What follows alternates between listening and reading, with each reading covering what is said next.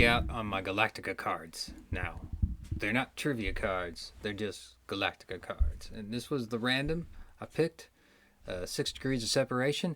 Tough thing with Galactica and a lot of series that are continuing narrative. Babylon 5 comes to mind, Discovery comes to mind, and a lot of later Deep Space Nine. You forget the names of these individual episodes. So that is the frustration. But we have cards and cards and cards to remind us of all these things. So this is the one where Boomer is touching the captured Cylon Raider that Starbuck, captured. So that's 6 degrees of separation. I don't know what was separated in the episode. Again, I'm a little rusty on the Galactica. It's been like a year or so since I watched it. I try to watch it every 3 to 5 years because it's that great a show. But let's see what the card can give us. It was a Baltar one. What was going on here? Boomer tried to get the Raider to work. She stroked the Raider's hull. And then, Starbuck wouldn't get out of bed because she's griping about her knee. And then Tigh went in and said, "What's wrong with you?" And then the great thing about his name escapes me. The actor who played Tigh, and it sucks that the name escapes me because he's a great actor. But you do this stuff with the jaw when he's angry. He's one of those jaw actors, He could get this muscle to move, and I'm a teeth grinder, and I need a mouth guard and everything. So I get it, You're angry. I can't quite do it now. But yeah, watch Tigh and at least the first movie. He's really good at grinding the teeth to express frustration and anger, especially when it comes to Starbucks. So well done. Oh, look, you can see my movement in the reflection of the card.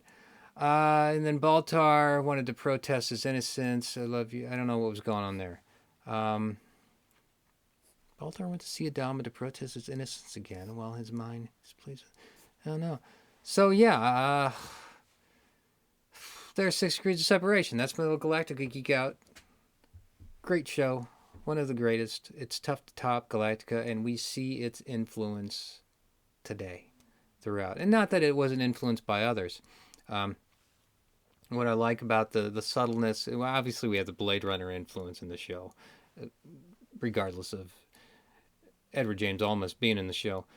And at least that first 3-hour movie, the movie pilot from 2003, the subtle 2001 Space Odyssey beats with the design of the television screens and the Olympic, not the Olympic carrier, but the presidential liner that then became like Colonial One.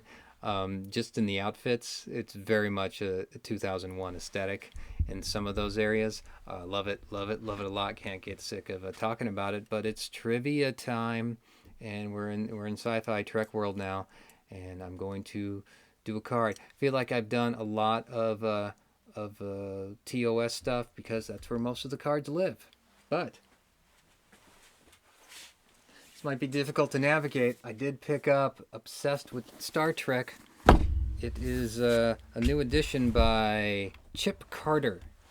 So I don't know if I'm interfering with too much by trying to select a page, but we can select a random page in here and see what we come up with. The nice thing, and I only took a little bit of a view on this, they have the questions on the page, and then the answers are on the bottom upside down. So that's how we'll play this. So here's the page that I just turned to. Where are we? And if this is TOS, I may have to find another place because I already have so many of those cards. What new? Let's do Enterprise. I'm ready to do Enterprise. This is the Enterprise section. It's been a long road to get there. It's never going to get old, is it? So there's Enterprise.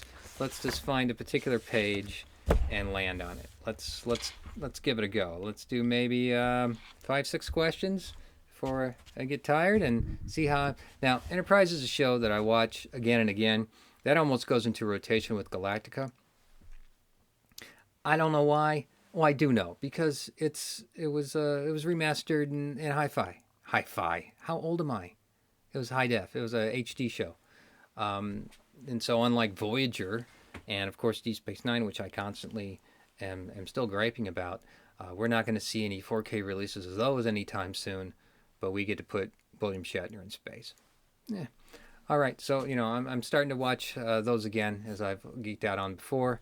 But I do have a love for Enterprise, and not a lot of people did it first. I'm not sure I was one of those people. The theme tune put us off.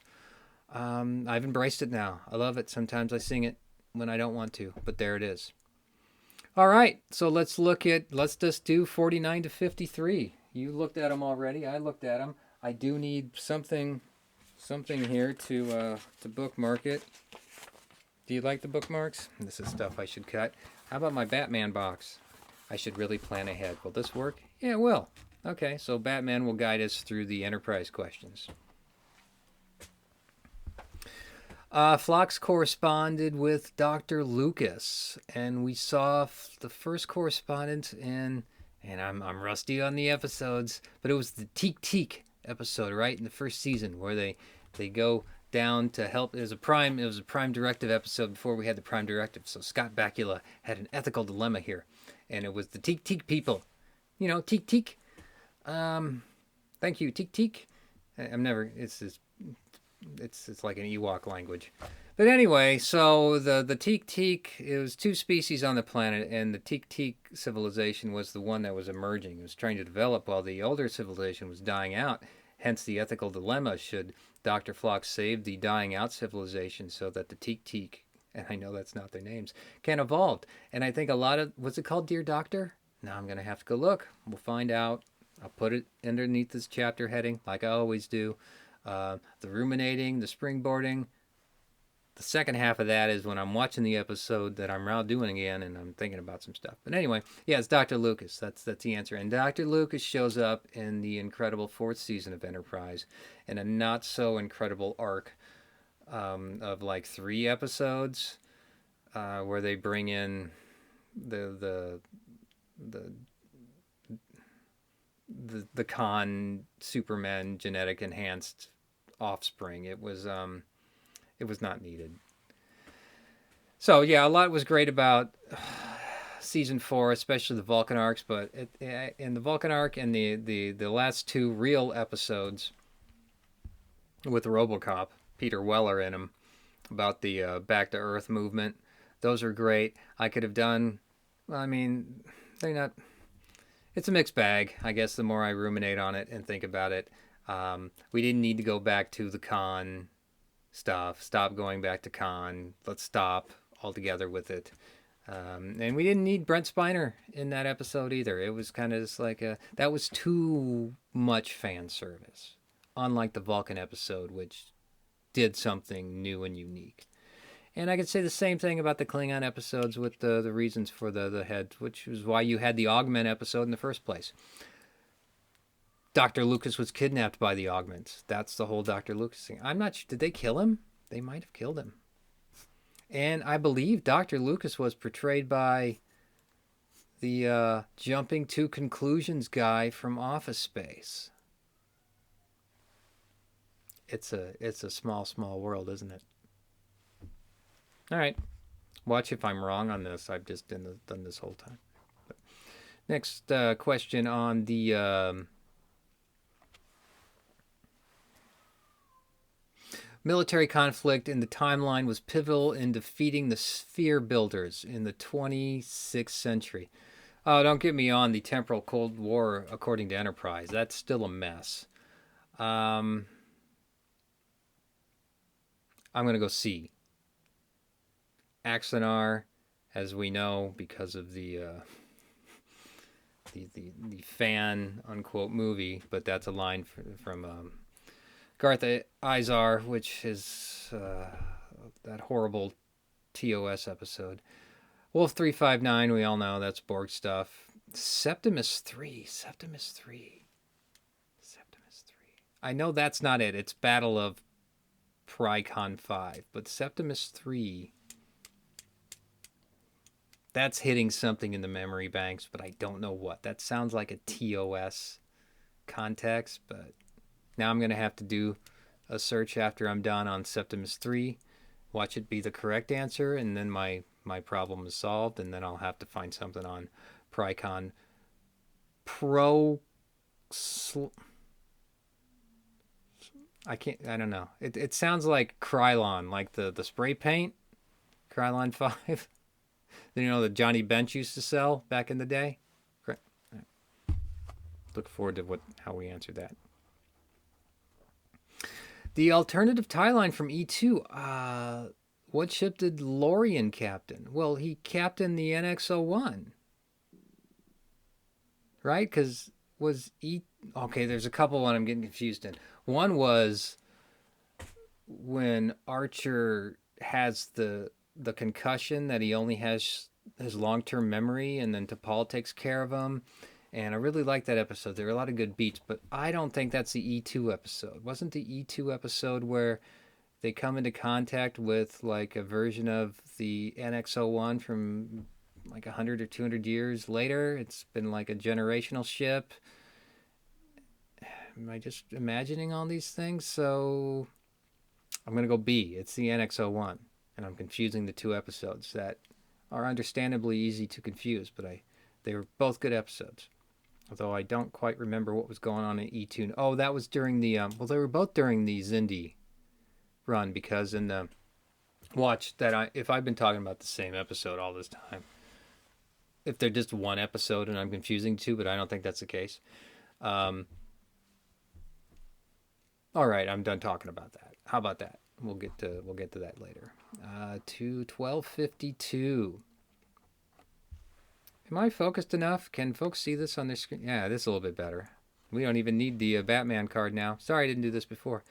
The actual purpose of the spheres in the expanse. Well, that's B. I don't even need to read the rest. They needed to reconfigure the space to make it habitable for the sphere builders. Now, I don't have a takeaway on who the sphere builders were. That's what gets lost, because the sphere builders then jump into this, let's go back to alternative World War II and see the monster guy that's not a Xindi, but some kind of Galaxy Quest looking alien. I don't know what was going on with that. We're pretty much along for the ride on that until we're not. So there we go. So I did 1, 2, 3, 4, 5. I did 5. That's more than a regular card. So let's do the page. I mean, the page is here. Let's keep going. So the Xindi species did not help the Enterprise crew stop the super weapon. Well, it's not. Reptilian, aquatic, arboreal, primate. I'm going to go reptilian because they hated everyone. They were always sick of everything.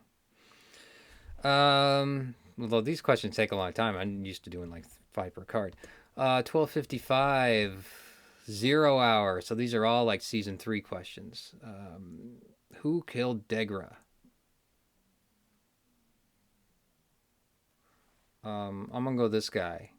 I don't know who this is, but it was a reptilian that killed Dagger, right? I could be wrong. I don't think he committed suicide.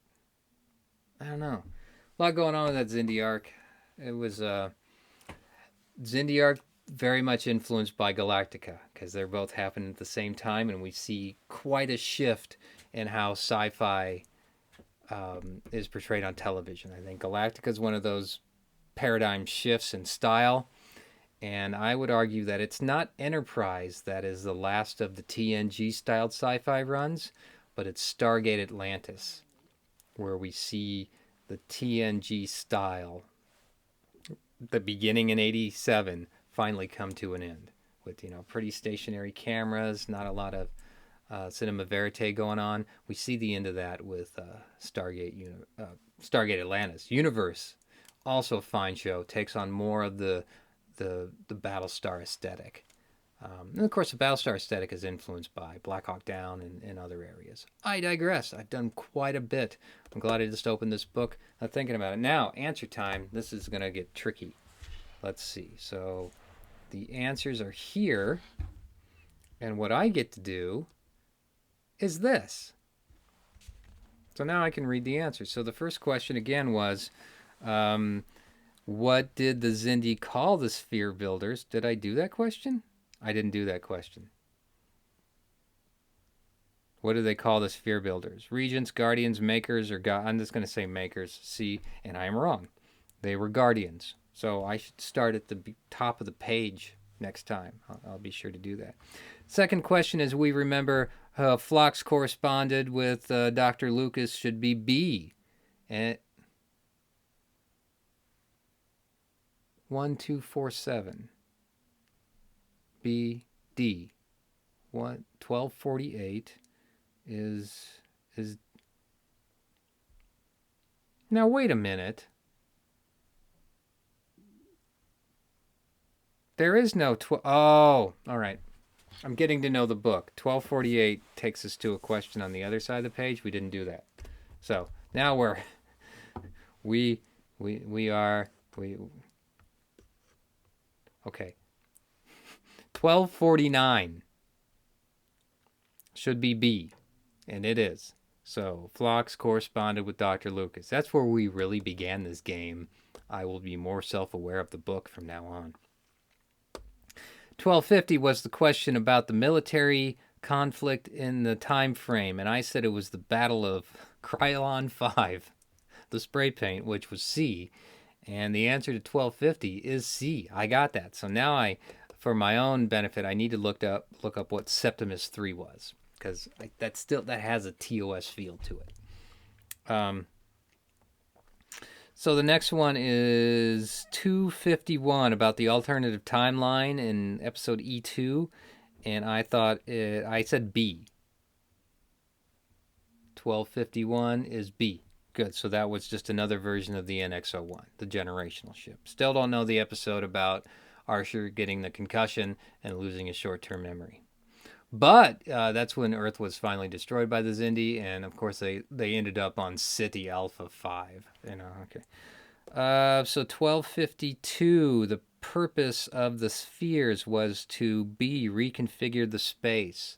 So 1252 is B, reconfiguring the space. No doubts on that one. Now this one, I didn't quite know. So 1253 was about the Xindi that did not help the Enterprise, and I thought that would be A, the reptilians, because they didn't like anybody.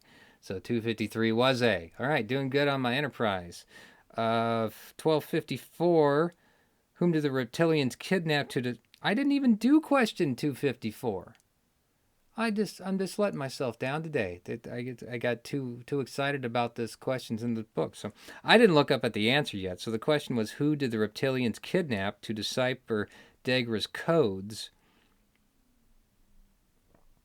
And the issues are Trip, T'Pol, Hoshi, and Reed. I'm going to say Hoshi, C.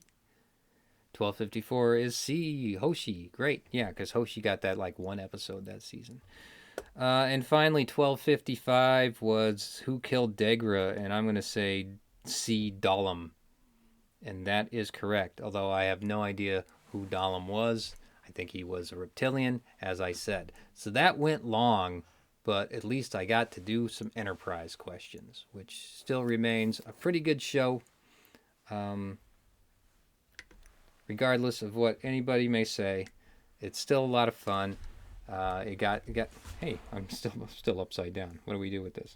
Still a lot of fun. It got backlash at the time, like every Trek show gets backlash during their run. But I think it holds up. It can be a lot of fun. And I'm losing my voice because I'm so choked up about Enterprise because it's so great. So that's the end of my day. And the end of round 32? But maybe 33. But we're good. Watch me go over here and say goodbye.